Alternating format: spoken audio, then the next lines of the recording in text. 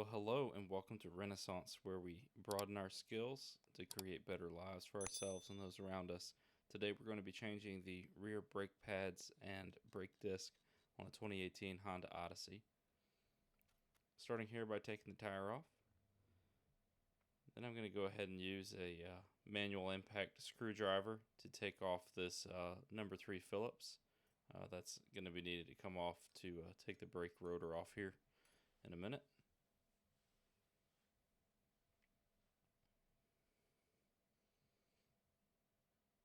Then we're going to get back there. We're going to take off some caliper bolts. So showing you where those are right here. That's a 13 millimeter socket. They take a little force. I think that what I did is went ahead and put a breaker bar on here to get these nuts off.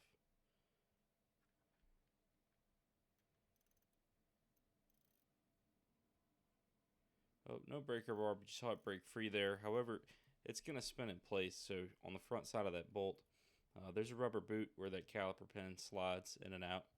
And just where the rubber boot ends and gets into the head of the caliper bolt there's a little metal flange. I find that a pair of flat vice grips works pretty well. As long as they're not too tight, it doesn't take a whole lot of force. And you want to be very careful that those vice grips are not going to actually rip the boot as you pull it out. So that's the process I'm using here.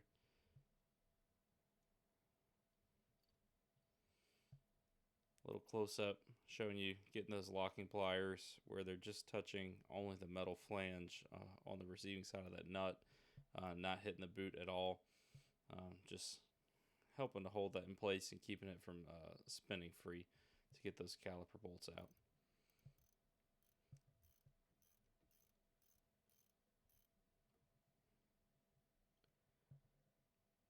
Once that caliper bolt comes out, the brake caliper will slide off there. So we're just going to pull it off, set it up on top. Be careful not to twist or really leverage on any wires or any brake lines as we move stuff around in this area. Get it rested up there for now. You might try a hanger or just find a steady place for it to sit. Now we're going to take off the caliper bracket bolts. So this will be a 19 millimeter, and I'm just using a breaker bar. It's a little bit of an awkward spot with the spring. Also, of course, working around the camera right here. So I've got a little flex head on there that came with that impact driver set. It's a little awkward, but end up breaking it free there. We pull that bolt out. And then we're going to get the bottom one. So again, 19 millimeter breaker bar. Get it loose. And we'll spit it on out.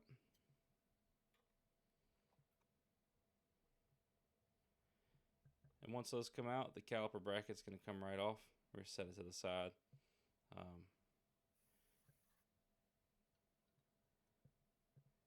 I like to try to just spray things down, try to manage some of the brake dust. A lot of times it just gets knocked loose as you go around.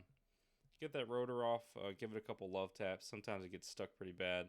There's actually 2 holes in the front. You can thread a bolt through those holes that'll push it off of the hub there. And now just with some brake cleaner and a brass brush, cleaning that hub. Want to get everything nice and clean. This is the mating surface where the new rotor is going to sit. Trying something a little different on this one. This one wasn't stuck too bad, but just to prevent it from sticking in the future, just trying a little bit of anti-seize, kind of painting that on the hub here. Trying to be careful not to get it on the threads of the lugs themselves, because obviously we want those to hold on there pretty tight. We don't want any type of lubrication or anti-seize on those. I got a little bit on there, so wiping it off, and we're going to hit it with the brake cleaner a little bit later. Now just giving some attention to the brake caliper, spraying it down with brake clean, and cleaning the rubber boot where the caliper piston goes in and out. I want to try to get all that area really clean, because when we come back to compress that piston later, we want that boot to fold in on itself really nice and not snag up or hang up on anything. Now this vehicle is equipped with an electronic parking brake actuator, so the repair manual's got some specific instructions about how you can handle that. I did not have any issues with this vehicle.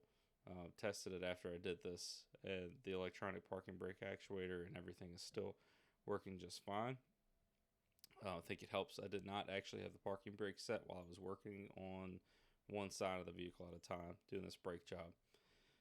So right now we're just getting a caliper piston compression tool. This is a cheap one. You can pick it up at like a Harbor Freight. And for the number of times you do this over the life of a vehicle, this tool works just fine. So it's a little finicky. I decided to let you see me struggle here. But I loosened up that brake bleed screw on the top. That relieves some of the pressure. It also helps keep from pushing brake fluid back through the brake system, potentially messing up the ABS system or that parking brake actuator. So this tool, we're just going to work with it, make sure it's tight in the caliper, and then we're screwing that caliper compression screw, and it's screwing the caliper piston back in, compressing it. Brake fluid's coming out. You can see we're going to make a mess. That's okay. We're going to come back and clean all that brake fluid up. Not a big deal.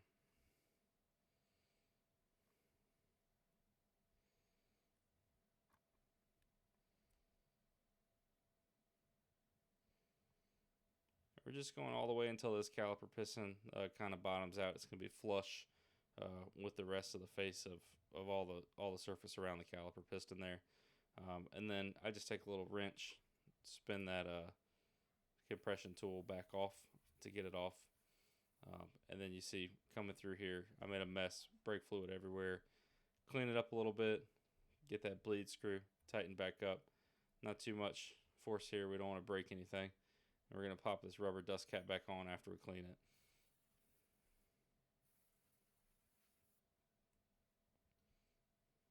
And really this caliper area is what we want clean. We don't want a bunch of brake fluid and stuff up there that's going to attract dirt and dust and get caked up. We also don't want that to drip down on the caliper, from the caliper onto the pads of the rotors. So turning our attention over here to the caliper bracket itself, or the caliper itself.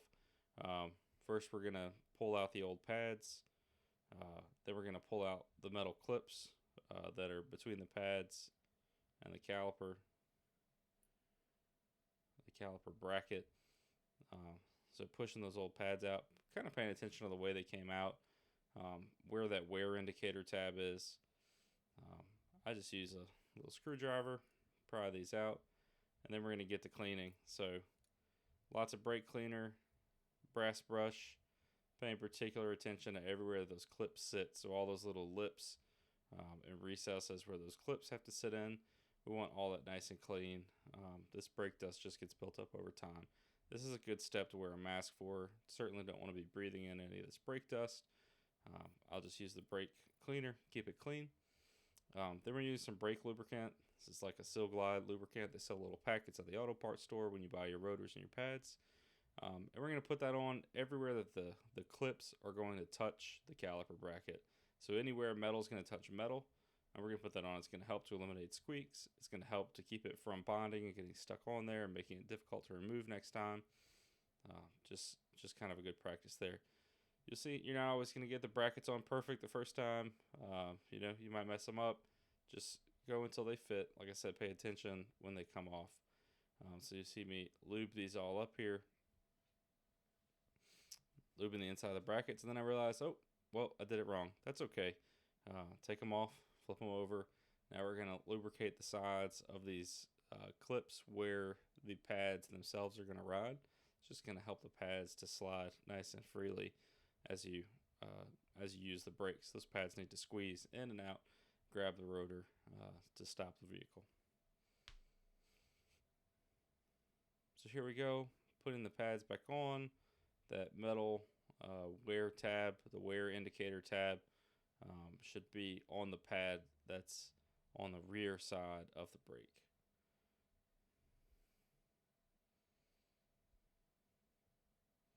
And sometimes this is a little shim. It's a metal plate that goes on the back of the pad. These, for some reason, this brand that we purchased just didn't want to stay on its own. So we'll make sure it's in place and seated well before we put it back on the vehicle. I'm pulling out the slide pins here, the caliper pins. I'm going to just go ahead and clean those off. I'm going to put some lubricant on here. I'm using heavy duty grease. Ideally you use some silicone brake lube, something that's made for this. But my dad gave me this tub of grease. We've been using it for years on all the vehicles and haven't had an issue. Um, Here's a new rotor going on. You saw that step, very important. Clean that rotor thoroughly. So spray it down with brake cleaner and rub it. And you have to rub it to move all that oil and debris off the surface. Caliper clips going back on. So going to throw a torque spec up here for you in a second.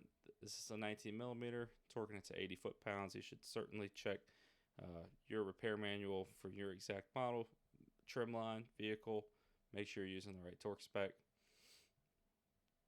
And then the caliper is just going to slide right on top. And like I said, just make sure those shims were in place and everything. We're going to put these caliper bolts on. Again, using a pair of vice grips to hold that nut in place. And tightening these down to that around 30 foot-pounds torque spec. Everything's looking good. I like to give it one last spray down. Make sure that any grease spots, I get those off. I'd wipe them if I see them. And the tire's going back on. So trick of the trade there is put that bottom lug on first, keeps it from swinging out. I hit them all with the impact wrench and then torque them down. Thank you.